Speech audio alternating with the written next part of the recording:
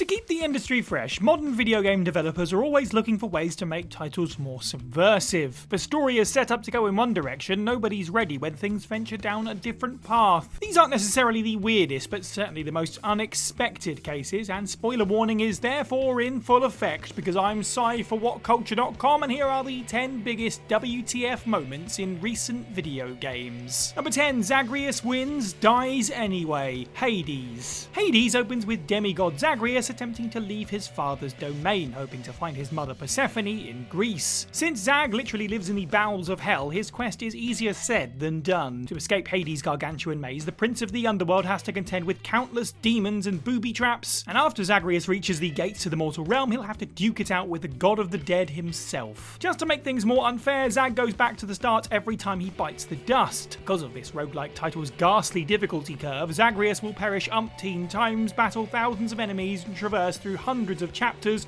before finally triumphing over his dastardly dad. As a result, it's deeply satisfying when our plucky protagonist reaches the surface and locates Persephone. But to Zagreus' horror, he learns that he cannot survive in the human world. Mere moments after meeting his dear mother, Hades' rebellious son is cast back home. Somehow it gets worse. For Zagreus to truly reunite with his mother, he'll need to navigate through the labyrinthine prison all over again and defeat Hades 6 more times. It goes without saying that there wasn't a single person who wasn't sideswiped by this revelation. Just before meeting Persephone, players were under the impression they were moments away from victory. In reality, they had only completed 15% of the main campaign. Number 9, Square Enix goes full Game of Thrones, Final Fantasy XVI. The latest installment in Square Enix's RPG saga centers around the firstborn son of Rosaria's ruling family, Clive Rossfield. Clive is tasked with protecting his younger brother Joshua, the future king and current wielder of the summoning icon Phoenix. As Joshua's duke prepares to have the boy return safely to the capital, he's intercepted by a rival faction. And by intercepted, I mean the soldiers slaughter the duke's poor chocobo, soaking the cobblestones below in the feathery creature's blood. The duke is then impaled, spraying his innards across Joshua's traumatized face. Even though this sequence is followed by an epic battle between iconic icons, Phoenix and Ifrit, this gory encounter stands out more. Final Fantasy rarely shies away from violence, but the beloved series has never showcased bloodshed on this scale. Did we really have to see a poor chocobo get butchered? It was risky to have the story open so barbarously, but it instantly demonstrated that Final Fantasy XVI was going to be much darker than its predecessors. Number 8, the new content, the Stanley Parable Ultra Deluxe. It's no surprise the Stanley Parable has plenty of WTF moments, considering this black comedy-drenched mindbender deals with existentialism, predestination, and Hobson's choice. So when Galactic Cafe announced this indie hit will receive a bonus crammed remaster, fans expected the Ultra Deluxe version to take the meta humour and macabre zaniness to further extremes. After playing through Ultra Deluxe several times, the narrator announces that Stanley has unlocked additional material and directs him to an open door unsubtly labelled new content. Our silent protagonist is brought to a room where he's given the ability to jump,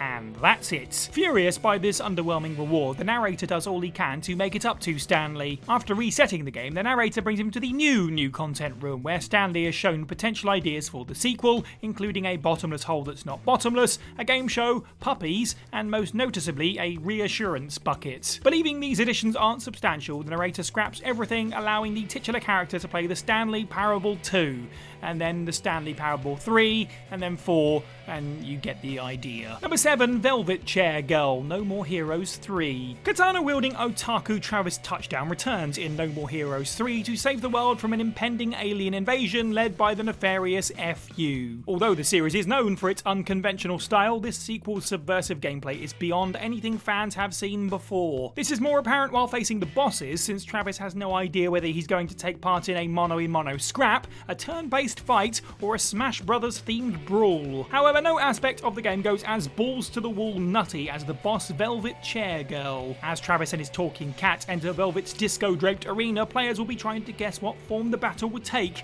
A dance-off? A rap battle? No, this duel is far more childish. After Velvet arrives on her throne alongside her eclectic entourage, she challenges Travis to the ancient ritual of musical chairs. Somehow it gets sillier each time Travis makes it through the next round of this so-called fight. Velvet's pet bioweapon Oma kills one of her minions while screaming, "Adrian!" in the same vein as Rocky Balboa for some reason. Number 6, round 2 with Melania, Elden Ring. Almost immediately after Elden Ring launched, Melania was crowned as the latest, hardest boss ever. Although mantles like this are tossed around frivolously, especially when discussing Souls-like games, it's difficult to think of a single enemy as notorious as the silver-armed Valkyrie. Even if our hero, the Tarnished, has every upgrade at his disposal and is armed to the teeth, vanquishing Malenia is a monumental task due to her swift speed and merciless savagery. After dying dozens of times, players should breathe a sigh of relief when the one-handed Shardbearer meets her end, knowing they just defeated the most daunting foe in the game. Unfortunately, Malenia isn't done. Just as the Tarnished is about to walk away, the wicked wench wraps herself in a cocoon, re-emerging as the self-proclaimed goddess of rot. Anyone who thought the first phase was hard will be horrified to learn that it was merely the warm-up. Malenia's second phase makes basically everything else in the game combined feel like child's play. Not only is Malenia 2.0 astronomically fast and strong, her attacks aren't telegraphed, making it nearly impossible to dodge anything she throws at you. Worst of all, she can restore nearly all of her health with little notice, effectively resetting the battle over and over. Although everyone was expecting a challenge, not even From Software purists were ready for this onslaught. Number 5, Samus Aran becomes a Metroid Dread. Over the last 37 years, Samus Aran has been tasked with eliminating the energy-absorbing Metroids from the galaxy. Although she seemingly accomplished her mission, the antagonist of Metroid Dread, Ravenbeak, points out there is still one Metroid left, Samus herself. Because she used a Metroid's power to defeat the Mother Brain during the events of Super Metroid, our Phyllis heroine unknowingly absorbed the parasite's DNA. Knowing the power that lies within Samus, Ravenbeak intends to create a clone army of Metroids, allowing him to conquer the cosmos. Despite her best efforts, Samus finds herself unable to best Ravenbeak in battle. Just as the corrupted Chozo is about to finish her, Samus's Metroid genes activate, endowing the bounty hunter with enough strength to destroy her rival. What makes this scene so shocking is watching Samus going absolutely berserk after awakening her full power. Because she's always been depicted as a calm and collected warrior, it's surreal to see Samus screaming at the top of her lungs as she obliterates her enemy. Even though Samus has had a ton of badass moments over the years, this scene sits at the very top.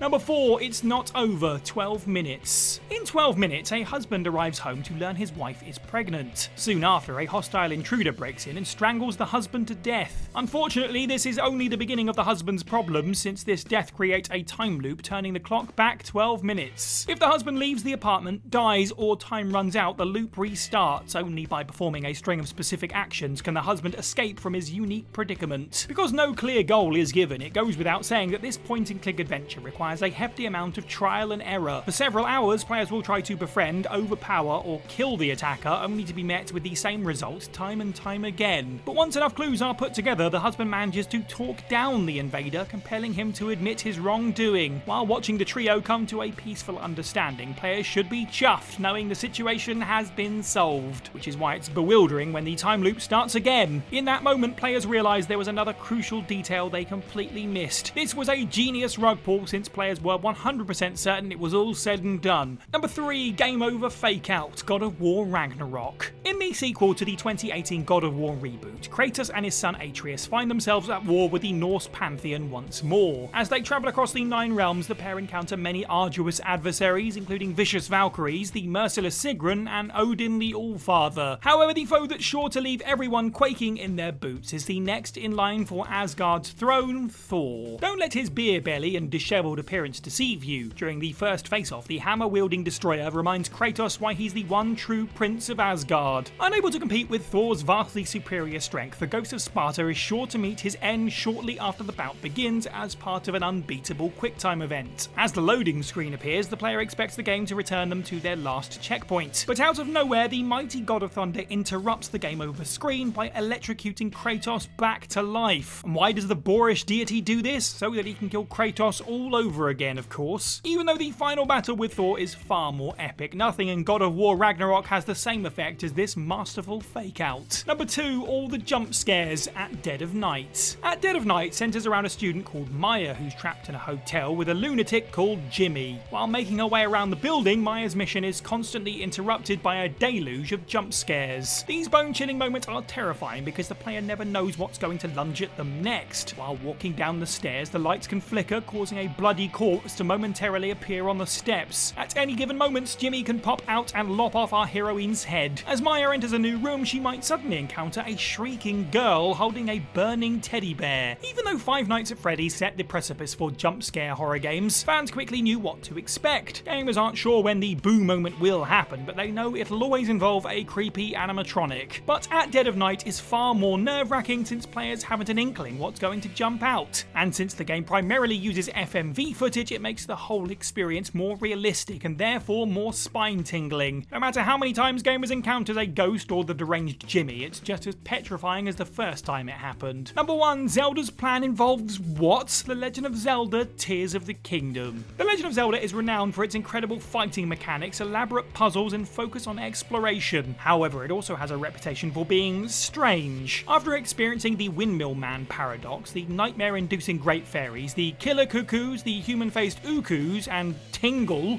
fans should have gotten used to all of the absurdity. And yet, every installment leaves gamers crying out, what the hell was that, at some point. Unsurprisingly, Tears of the Kingdom is no different. In the prologue, Ganondorf destroys the Master Sword before casting Princess Zelda into the distant past. Believing Link cannot defeat the Demon King without the sword, Zelda formulates a plan to fix the enchanted blade and return it to the hero of time. So how does she do this? Well, she eats a magical stone that transforms her into an immortal dragon. Okay, didn't see that one coming. Knowing that the Master Sword will heal over time, she embeds it into her draconified skull, as you do, and then flies around for millennia until Link finds her and retrieves his sacred weapon. Although there are dozens of bizarre moments in the franchise, it's difficult to think of anything more gobsmacking than Princess Zelda's mind-boggling plan. Sometimes video games will catch you out with their story, sometimes they'll catch you out with a trap. Here is 10 obvious video game traps you fell for anyway. Click here to stay with us at WhatCulture Gaming. Don't forget to like this video and leave a comment down below on other examples that would fit with this list.